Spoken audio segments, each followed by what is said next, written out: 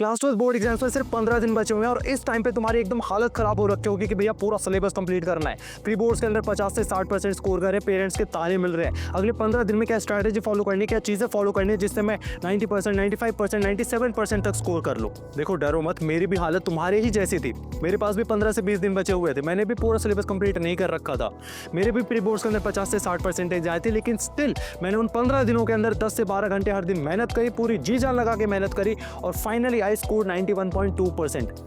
Yes, मेरे से कुछ गलतियां हो गई थी जिसकी वजह से मेरी 95% ना कि 91.2% आई। तो स्ट्रैटेजी के साथ साथ में वो गलतियां भी बताऊंगा जो तुम्हें रिपीट नहीं करनी है और जिससे तुम फाइनली अपना ड्रीम स्कोर अचीव कर सको 95%। सो ये वीडियो तुम सभी के लिए बहुत ज़्यादा इंपॉर्टेंट है। लिटरली ये 15 दिन तुम्हारी लाइफ चेंज करने वाले हैं। जब भी तुम फ्यूचर में कॉलेज में जाओगे या आगे कभी भी मेहनत करोगे तो इन 15 दिनों को याद करोगे कि यार इन 15 दिनों में मैंने इतनी ज़्यादा मेहनत करी है। अगर मैं उन 15 दिनों में मेहनत कर सकता हूँ तो लाइफ में कुछ भी उखाड़ सकता हूँ। इस लेवल का कॉन्फिडेंस आने वाला है इन 15 दिनों के बाद। बट इससे पहले मैं वीडियो स्टार्ट करूं, अभी कमेंट सेक्शन में जाओ और लिखो I will score 95% in class 12 board exams. ये जब तुम लिखोगे ना, खुद से तुम कमिटमेंट कर रहे हो कि ये चीज़ मुझे अचीव करनी है एंड इससे कॉन्फिडेंस और दोनों चीज़ आएंगी, मोटिवेशन और कॉन्फिडेंस। फटाफट से जाओ, अभी लिखो, फिर स्टार्ट करते हैं। तो सबसे पहले स्टार्ट करते हैं माइंडसेट शिफ्ट से। तुम्हारे ब्रेन ने कहीं ना कहीं एक्सेप्ट कर लिया कि तुम 90%, 95%, 97% स्कोर नहीं कर पाओगे एंड इसका सबसे बड़ा रीज़न है तुम्हारे प्री बोर्ड्स, तुम्हारी जो अभी तक की स्टडीज़ रही है। तुम्हारे प्री बोर्ड्स में 40, 50, 60% आए और तुम्हारा डीमोटिवेशन बहुत ज़्यादा हो गया, तुम्हारा कॉन्फिडेंस एकदम ब्रेक हो चुका है और तुम एक्सेप्ट ही नहीं कर पा रहे, तुम्हारा सेल्फ बिलीव टूट चुका है कि मैं 95% तक भी स्कोर कर पाऊंगा। तो सबसे पहले इस कॉन्फिडेंस को अपने अंदर वापस लेकर आओ। यार प्री बोर्ड्स में सबके मार्क्स कम आते हैं एंड प्री बोर्ड्स में मार्क्स कमाने का रीजन बहुत सारे होते हैं। तुम उस टाइम पे सीरियस नहीं होते हो, तुम्हारी जो स्ट्रिक्ट चेकिंग होती है काफी ज्यादा, ठीक है, पेपर भी टफ बनाया जाता है। तो ये सारे रीजंस होते हैं जिसकी वजह से प्री बोर्ड्स में कम मार्क्स आते हैं।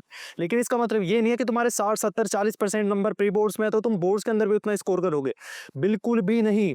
तुम अभी भी 90, 95, 97% स्कोर कर सकते हो। एंड ये कॉन्फिडेंस वापस कैसे आएगा? जब तुम एक पेपर लोगे, खाली पेपर लो, एक पेन लो एंड उस पर लिख दो कि I will score 95% in my class 12 board exams, और वो तुम अपने दीवार पे, टेबल पे, कहीं पे भी चिपका लो और हर दिन मॉर्निंग में सुबह उठ के देखो। जब उस चीज को हर दिन देखोगे तो तुम्हें खुद से मोटिवेशन आएगा कि यार ये चीज मैं अचीव कर सकता हूँ और इसके लिए मैं हार्ड वर्क करूंगा, मेहनत करूंगा। अब देखो, माइंडसेट शिफ्ट के साथ तुम्हें एक और चीज पे ध्यान देना है, वो है बैलेंस्ड अप्रोच।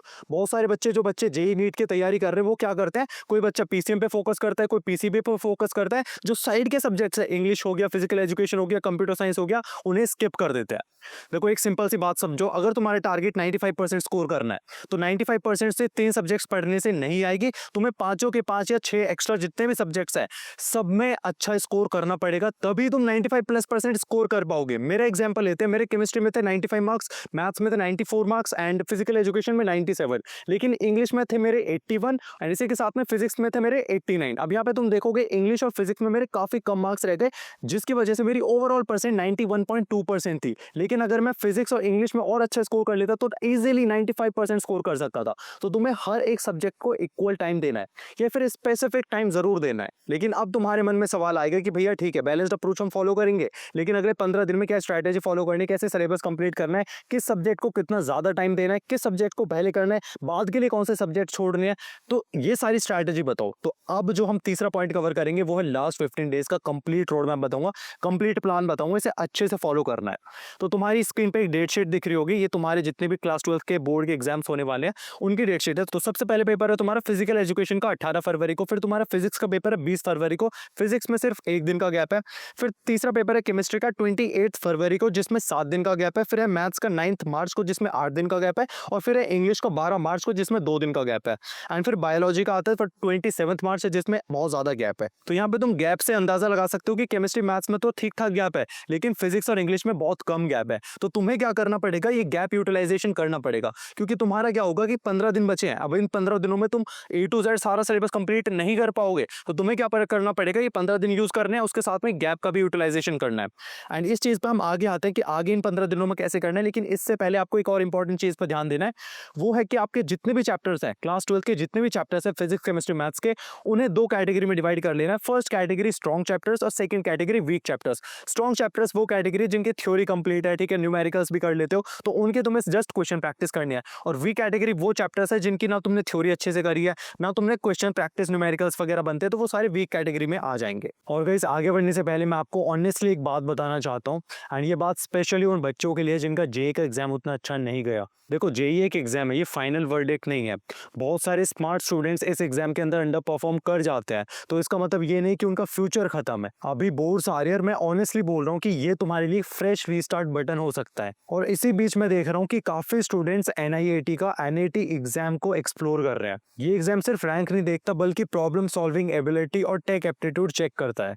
एनआईएटी यानी next wave of innovation in advance technologies. ये एक ऐसा मॉडर्न टेक इंस्टीट्यूट है जो कि स्टूडेंट्स को रियल इंडस्ट्री के लिए प्रिपेयर करता है। यहाँ सिर्फ थ्योरी नहीं, बल्कि practical skills, real world projects और स्ट्रॉन्ग प्रॉब्लम सॉल्विंग माइंडसेट पे फोकस होता है। तो अगर जेईई के बाद डिमोटिवेटेड फील कर रहे हो तो अभी बोर्ड्स पे फोकस करो, और साथ ही ये समझने की कोशिश करो कि आगे के ऑप्शंस क्या हो सकते हैं। एंड एनआईटी का लिंक डिस्क्रिप्शन में बिना किसी प्रेशर के अभी जाके चेकआउट कर सकते हो। सो अगले 15 दिन को कैसे यूटिलाइज करना है, इसे ध्यान से सुनते रहना। मैं मान के चल रहा हूँ कि इस वीडियो को तुम 1 फरवरी को देख रहे हो, तो 1 फरवरी से 15 फरवरी तक तुम्हारे पास 15 दिन है। 18 को तुम्हारा पहला पेपर है। अब 15 तक तुम्हें पूरा सिलेबस कंप्लीशन पे फोकस करना है, रिवीजन करना है, सैंपल पेपर्स करने हैं। 16 और 17 तारीख को तुम्हारा फिजिकल एजुकेशन को टाइम देना है, क्योंकि 18 को पेपर है, तो 2 दिन तुम फिजिकल एजुकेशन को डेडिकेट करोगे, ठीक है। इसी के साथ में अब तुम्हारे पास फिजिक्स में कम टाइम है, ठीक है, गैप कम है, 1 दिन का गैप है, तो तुम्हें 80% सिलेबस इन 15 दिनों में फिजिक्स का कंप्लीट करना पड़ेगा, थ्योरी से लेकर लेक्चर्स वगैरह, प्रैक्टिस वगैरह सारी चीजें। अब ये कैसे करना है वो भी मैं बताऊंगा, ध्यान से सुनते रहना। फिर बात करते हैं केमिस्ट्री की। केमिस्ट्री में तुम्हें 60% तक सिलेबस कंप्लीट करना है, जिसमें तुम्हारे 8 चैप्टर्स आ जाते हैं, और बचता है मैथ्स। मैथ्स में भी काफी ज्यादा गैप है, तो उसमें भी आप 5 से 6 चैप्टर या 7 चैप्टर कर सकते हो, मतलब 50% तक तुम्हें मैथ्स का भी सिलेबस कंप्लीट करना है। एंड इसी के साथ में ये तो हो गए तुम्हारे 3 मेजर सब्जेक्ट्स। फिर तुम्हारा अगर बायोलॉजी नीट स्टूडेंट हो तो तुम बायोलॉजी भी कवर कर सकते हो। इसी के साथ में फिजिकल एजुकेशन और इंग्लिश को हर दिन कम से कम 2 घंटे देने हैं, 2 घंटे हर दिन देने हैं। किसी दिन इंग्लिश पढ़ोगे, किसी दिन फिजिकल एजुकेशन पढ़ोगे, इन्हें स्किप नहीं कर सकते। तो अगर तुम टोटल चैप्टर्स देखोगे फिजिक्स केमिस्ट्री मैथ्स के, जो कि तुम्हें अगले 15 दिन में कर रहे हैं, वो अराउंड 25 चैप्टर्स है, मतलब ऑलमोस्ट तुम्हें हर दिन 2 चैप्टर्स कंप्लीट करने हैं। लेकिन सवाल आता है कि 2 चैप्टर्स कैसे कंप्लीट करेंगे, जो पूरे साल में नहीं कर पाए, अब कैसे करना है।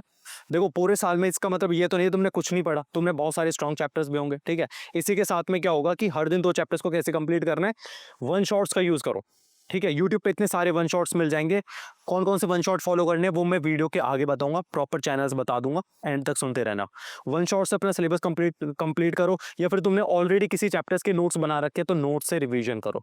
सेकंड, प्रैक्टिस की बात करें तो एनसीईआरटी और पीवाईक्यूज, इसके अलावा कुछ जरूरत नहीं है। जितनी भी ये हजारों किताबें बता देते हैं, ये भी लगा लो, वो भी लगा लो, जरूरत नहीं है। लिटरली मैं लिटरली बता रहा हूँ कि मैथ्स के अंदर भी अगर तुम सिर्फ एनसीईआरटी करके चले जाते हो ना, 80% तक पेपर सॉल्व कर लेते हो तुम। और सब्जेक्ट वाइज स्ट्रैटेजी पे अभी हम आएंगे, ठीक है। तो हर दिन 2 सब्जेक्ट्स तुम ऐसे कर सकते हो। अब बात करते हैं हम सब्जेक्ट वाइज स्ट्रैटेजी की। तो सब्जेक्ट वाइज स्ट्रैटेजी में सबसे पहले केमिस्ट्री की बात करेंगे, फिर फिजिक्स की बात करेंगे, देन मैथ्स की बात करेंगे। तो केमिस्ट्री में तुम्हारे 3 पार्ट्स हैं, physical education, inorganic and organic. तो फिजिकल एजुकेशन में तुम्हें सिंपल फिजिक्स वाली स्ट्रैटेजी लगानी है, मतलब यहाँ पे तुम्हें थ्योरी भी स्ट्रॉन्ग करनी है, प्रैक्टिस भी अच्छी करनी है, तभी तुम्हारी फिजिकल केमिस्ट्री स्ट्रॉन्ग होगी।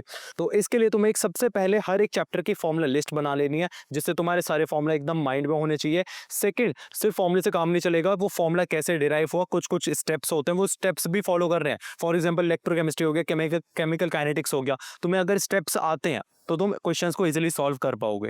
इसी के साथ में प्रैक्टिस की बात करें तो कुछ भी करने की जरूरत नहीं है, लिटरली बता रहा हूँ, सिर्फ बैक एक्सरसाइज कर लो और सॉल्व एग्जांपल्स कर लो, एनसीईआरटी के मोर देन सफिशिएंट है बोर्ड एग्जाम्स के लिए।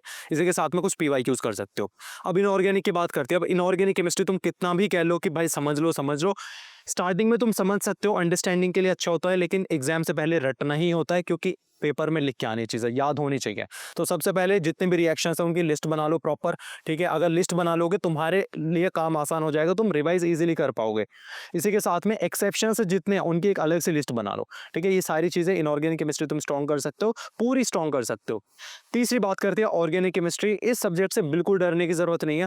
इस सब्जेक्ट को स्ट्रॉन्ग करने का तरीका अगेन वही है कि केमिस्ट्री सब्जेक्ट है तो रिएक्शन लिस्ट बनानी ही बनानी है। ऑर्गेनिक केमिस्ट्री की प्रॉपर रिएक्शन लिस्ट बनाओ, ज़्यादा से ज़्यादा कन्वर्जन क्वेश्चन सॉल्व करो, और जितनी भी तुम्हारी क्लास 12th की नेम रिएक्शंस है एनसीईआरटी की, जो स्टार्टिंग के 4 चैप्टर्स है, सारी की लिस्ट बना लो, उन्हें अच्छे से डेली रिवाइज करते रहो, कन्वर्जन क्वेश्चन सॉल्व करो। और मैकेनिज्म्स बोर्ड्स के अंदर काफ़ी ज़्यादा पूछे जाते हैं, तो बहुत सारे मैकेनिज्म्स करने की जरूरत नहीं है। कई बार क्या होता है कि कोचिंग्स पे हम बहुत ज़्यादा पढ़ लेते हैं, जस्ट तुम्हें जो एनसीईआरटी में 4 से 5 मैकेनिज्म्स है वही करना है, उसके अलावा कोई मैकेनिज्म करने की जरूरत नहीं है। अब बात करते हैं फिजिक्स की। अब फिजिक्स में बहुत अच्छा स्कोर करना है तो तुम्हें कॉन्सेप्ट प्लस न्यूमेरिकल अच्छा होना चाहिए। अब कॉन्सेप्ट में तुम्हारी थ्योरी आती है, ठीक है, थ्योरी प्लस डेरिवेशन। थ्योरी तुमने अच्छे से कर ली, लेक्चर्स वगैरह देख लिए, डेरिवेशन की खुद से प्रैक्टिस करो। न्यूमेरिकल्स कब सॉल्व होंगे? जब तुम्हारी थ्योरी और डेरिवेशन पार्ट स्ट्रांग होगा तो तुम न्यूमेरिकल्स भी सॉल्व कर लोगे विद प्रैक्टिस, ठीक है। एकदम थ्योरी और डेरिवेशन से डायरेक्ट क्वेश्चंस नहीं बनेंगे, लेकिन जब जब प्रैक्टिस करते रहोगे, पीवाईक्यूज लगाओगे, एनसीईआरटी के क्वेश्चंस लगाओगे, तुम सॉल्व कर ले जाओगे। एंड थ्योरी के लिए तुम वन शॉट्स वगैरह चेकआउट कर सकते हो। अब बात करते हैं मैथ्स की। मैं लिटरली बता रहा हूँ, मैथ्स बहुत सारे बच्चे डरते हैं, मैथ्स में स्कोर नहीं कर सकते। मेरे खुद के 94 95 मार्क्स थे एंड मैं लिटरली सिर्फ 15-20 दिन ही पढ़ के गया था, मेरे तब भी इतने मार्क्स आ गए थे। तो डरने की जरूरत नहीं है। 80% पेपर तुम्हारा एनसीईआरटी से आता है, लेकिन जो बाकी के 20% पेपर है, बाकी का 20% क्वेश्चंस है, वो तुम्हारी एनसीईआरटी एग्जाम्पलर कर लेते हो। ये दो चीजें कर लो, एनसीईआरटी प्लस एनसीईआरटी एग्जाम्पलर, तुम्हारे 100 आउट ऑफ 100 आ सकते हैं मैथ्स के अंदर। मैं ये लिख के दे सकता हूँ, मैं लिख के दे सकता हूँ। नाउ इंग्लिश की बात करें तो लिटरेचर सेक्शन के लिए तुम वन शॉट से फटाफट कवर कर सकते हो। इसी के साथ में राइटिंग सेक्शन की बात करें तो भाई हर साल फिक्स्ड फॉर्मेट आते हैं, पिछले 5-10 साल के पेपर, सैंपल पेपर्स की प्रैक्टिस कर लिए, वही सेम फॉर्मेट रहता है, तो अपने नोटिस वगैरह का फॉर्मेट रहता है, उसे फॉलो कर लो। एंड अनसिन पैसेजेस की पिछले 5 से 6 साल के सैंपल पेपर्स कर लो, प्रैक्टिस अच्छी खासी हो जाएगी। फिजिकल एजुकेशन में तुम्हें पूरी किताब अच्छे से रीड करनी है, 1-2 बार प्रॉपर रीडिंग कर लो, और जब भी पेपर में लिखने जाओ आंसर्स को बुलेट पॉइंट्स में लिखना। जितने बुलेट पॉइंट्स में फिजिकल एजुकेशन में लिखोगे, मार्क्स बढ़ के मिलेंगे, ठीक है। अगर 5 नंबर का क्वेश्चन है तो ट्राई करो 5 की जगह 6 पॉइंट्स लिख के आओ। 3 नंबर का क्वेश्चन है तो 4-5 पॉइंट्स लिख के आओ, ठीक है, पर बुलेट पॉइंट्स में लिखना है, बात को ध्यान रखना। अब तुम बोलोगे भैया ठीक है आपने सब्जेक्ट वाइज स्ट्रैटेजी बता दी, लेकिन रिसोर्सेज में तो बताओ कहाँ से फॉलो करने हैं।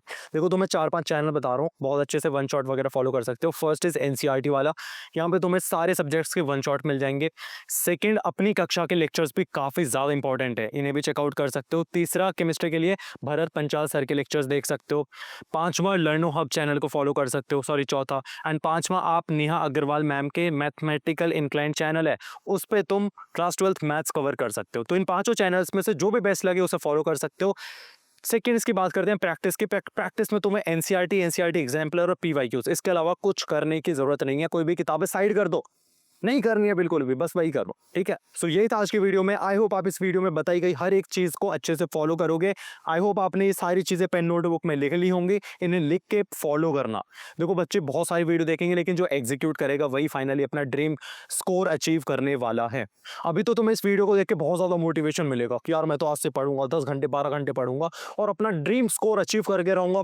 मेरे पेरेंट्स बड़ाई करेंगे, रिश्तेदार बड़ाई करेंगे कि भाई देखो लड़के ने 95% स्कोर कर लिया। लेकिन ये मोटिवेशन रहेगा सिर्फ आज के लिए, मैक्सिमम कल तक के लिए। जो तुम्हारे साथ जाएगी ना, वो तुम्हारा माइंडसेट जाएगा। जैसे मैंने स्टार्टिंग में बोला था कि तुम्हारा माइंडसेट शिफ्ट होना बहुत इंपॉर्टेंट है। अंदर से बिलीव होना चाहिए कि मैं करके रहूंगा और मैं कर सकता हूँ। ये मोटिवेशन अंदर से आना चाहिए। और हर दिन प्रॉपर प्लान बनाओ, सुबह उठो, लिखो कि आज मुझे इतने चैप्टर्स करने, ये प्रैक्टिस करनी है। जब इस डिसिप्लिन और मोटिवेशन के साथ जाओगे ना, तुम्हें कोई नहीं रोक सकता 90, 95, 97% स्कोर करने से।